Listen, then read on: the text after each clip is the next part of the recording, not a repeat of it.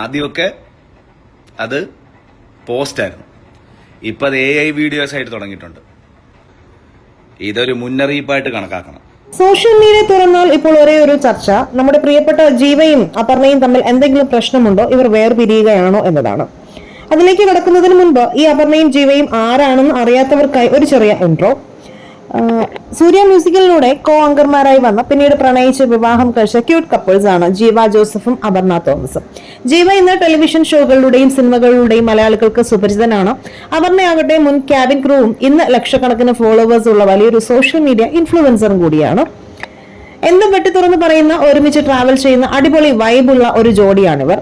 അതുകൊണ്ട് തന്നെ ഇവരുടെ ലൈഫിൽ എന്ത് നടന്നാലും പ്രേക്ഷകർ വളരെ പെട്ടെന്ന് ശ്രദ്ധിക്കും. ഇടയ്ക്ക് ഇവരുടെ 5 ലക്ഷത്തോളം സബ്സ്ക്രൈബേഴ്സ് ഉണ്ടായിരുന്ന യൂട്യൂബ് ചാനൽ ഡിലീറ്റ് ചെയ്യപ്പെട്ടത് വലിയ വാർത്തയായിരുന്നു.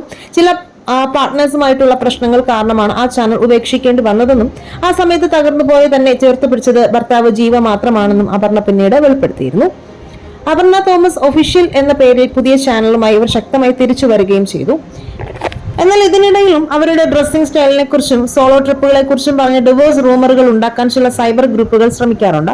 എപ്പോഴും ഒരുമിച്ച് വീഡിയോ ഇടാത്തത് കൊണ്ടോ സ്വന്തം ഇഷ്ടപ്രകാരം യാത്രകൾ ചെയ്യുന്നത് കൊണ്ടോ അവർ തമ്മിൽ പ്രശ്നമുണ്ടെന്ന് അർത്ഥമായില്ലല്ലോ. തങ്ങൾക്കിടയിലും വഴക്കുകൾ ഉണ്ടാകാറുണ്ടെന്നും പരസ്പരം ബഹുമാനിച്ചും സ്പേസ് കൊടുത്തുമാണ് മുന്നോട്ട് പോകുന്നതെന്നും ഇവർ മുൻപ് പല അഭിമുഖങ്ങളിലും വ്യക്തമാക്കിയിട്ടുള്ളതാണ്. ഗോസിപ്പുകൾ പറയുന്നവർ പറയട്ടെ, ഇവർ ഇപ്പോഴും ഹാപ്പിയായി മുന്നോട്ട് പോവുകയാണ്.